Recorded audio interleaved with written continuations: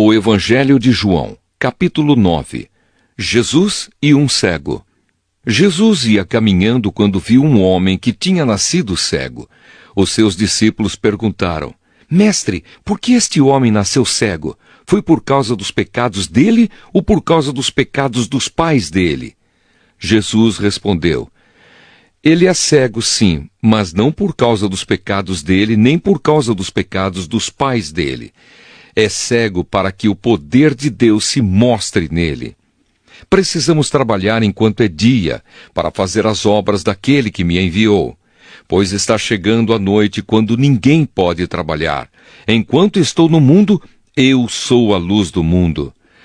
Depois de dizer isso, Jesus cuspiu no chão, fez um pouco de lama com a saliva, passou a lama nos olhos do cego e disse: Vá lavar o rosto no tanque de Siloé. Esse nome quer dizer aquele que foi enviado. O cego foi, lavou o rosto e voltou vendo. Os seus vizinhos e as pessoas que costumavam vê-lo pedindo esmola perguntavam: Não é este o homem que ficava sentado pedindo esmola? É, diziam alguns. Não, não é.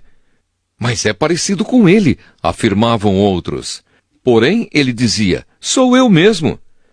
Como é que agora você pode ver? Perguntaram. Ele respondeu: O homem chamado Jesus fez um pouco de lama, passou a lama nos meus olhos e disse: Vá ao tanque de Siloé e lave o rosto. Então eu fui, lavei o rosto e fiquei vendo. Onde está esse homem? Perguntaram. Não sei, respondeu ele.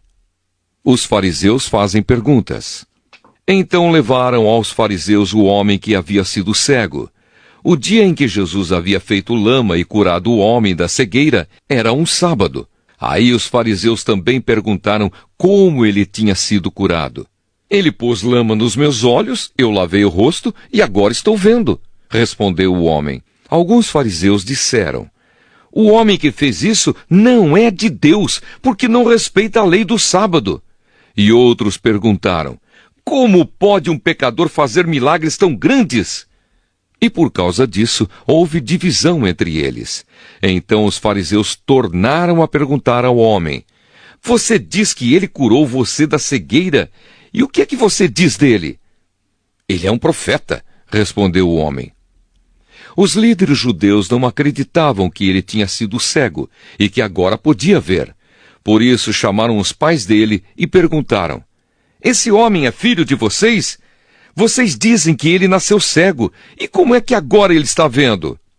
Os pais responderam: Sabemos que ele é nosso filho e que nasceu cego, mas não sabemos como é que ele agora pode ver, e não sabemos também quem foi que o curou.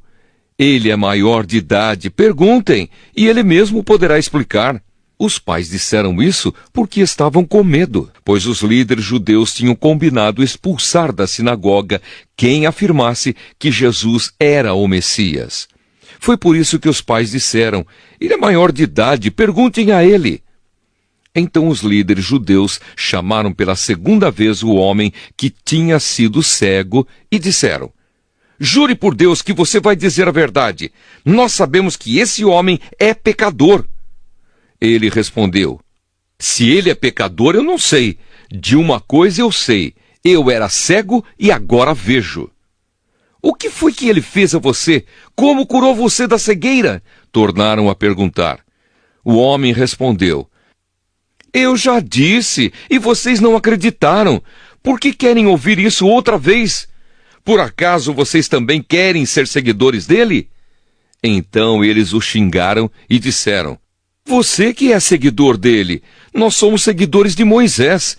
Sabemos que Deus falou com Moisés, mas este homem, nós nem mesmo sabemos de onde ele é. Ele respondeu: Que coisa esquisita! Vocês não sabem de onde ele é, mas ele me curou. Sabemos que Deus não atende pecadores, mas ele atende os que o respeitam e fazem a sua vontade. Desde que o mundo existe, nunca se ouviu dizer que alguém tivesse curado um cego de nascença. Se esse homem não fosse enviado por Deus, não teria podido fazer nada. Eles disseram: Você nasceu cheio de pecado e é você que quer nos ensinar? e o expulsaram da sinagoga. A cegueira espiritual. Jesus ficou sabendo que tinham expulsado o homem da sinagoga. Foi procurá-lo e, quando o encontrou, perguntou: "Você crê no Filho do Homem?" Ele respondeu: "Senhor, quem é o Filho do Homem para que eu creia nele?" Jesus disse: "Você já ouviu. É ele que está falando com você." "Eu creio, Senhor", disse o homem, e se ajoelhou diante dele. Então Jesus afirmou: "Eu vim a este mundo para julgar as pessoas, a fim de que os cegos vejam e que fiquem cegos os que veem." Alguns fariseus que estavam com ele ouviram isso e perguntaram: "Será que isso quer dizer que nós também somos cegos?" "Se vocês fossem cegos, não teriam culpa", respondeu Jesus. "Mas como dizem que podem ver, então continuam tendo culpa." O Evangelho de João, capítulo 10. Jesus, o pastor verdadeiro.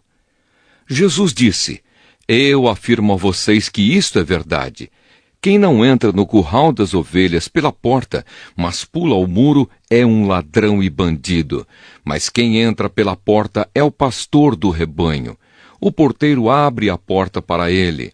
As ovelhas reconhecem a sua voz quando ele as chama pelo nome, e ele as leva para fora do curral. Quando todas estão do lado de fora, ele vai na frente delas e elas o seguem, porque conhecem a voz dele. Mas de jeito nenhum seguirão um estranho. Pelo contrário, elas fugirão, pois não conhecem a voz de estranhos." Jesus fez esta comparação, mas ninguém entendeu o que ele queria dizer. Jesus, a porta. Então Jesus continuou: "Eu afirmo a vocês que isto é verdade. Eu sou a porta por onde as ovelhas passam. Todos os que vieram antes de mim são ladrões e bandidos, mas as ovelhas não deram atenção à voz deles. Eu sou a porta. Quem entrar por mim será salvo. Poderá entrar e sair e achará comida. O ladrão só vem para roubar, matar e destruir, mas eu vim para que as ovelhas tenham vida, a vida completa." Jesus, o bom pastor. Eu sou o bom pastor. O bom pastor dá a vida pelas ovelhas. Um empregado trabalha somente por dinheiro. Ele não é pastor, e as ovelhas não são dele. Por isso, quando vê um lobo chegando, ele abandona as ovelhas e foge. Então o lobo ataca e espalha as ovelhas. O empregado foge porque trabalha somente por dinheiro e não se importa com as ovelhas. Eu sou o bom pastor. Assim como o Pai me conhece e eu conheço o Pai, assim também conheço as minhas ovelhas e elas me conhecem. E estou pronto para morrer por elas. Tenho outras ovelhas que não estão neste curral. Eu preciso trazer essas também, e elas ouvirão a minha voz. Então elas se tornarão um só rebanho com um só pastor. O Pai me ama porque eu dou a minha vida para recebê-la outra vez. Ninguém tira a minha vida de mim, mas eu a dou por minha própria vontade.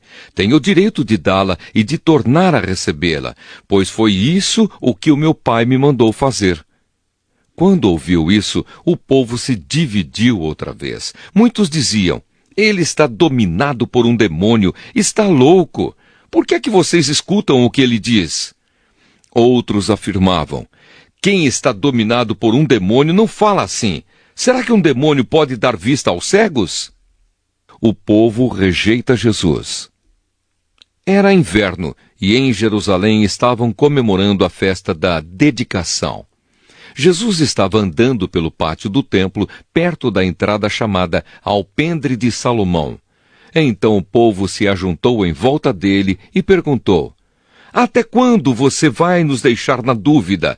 Diga com franqueza, você é ou não é o Messias?" Jesus respondeu: "Eu já disse, mas vocês não acreditaram. As obras que eu faço pelo poder do nome do meu Pai falam a favor de mim, mas vocês não creem, porque não são minhas ovelhas. As minhas ovelhas escutam a minha voz, eu as conheço e elas me seguem. Eu lhes dou a vida eterna, e por isso elas nunca morrerão. Ninguém poderá arrancá-las da minha mão. O poder que o Pai me deu é maior do que tudo, e ninguém pode arrancá-las da mão dele.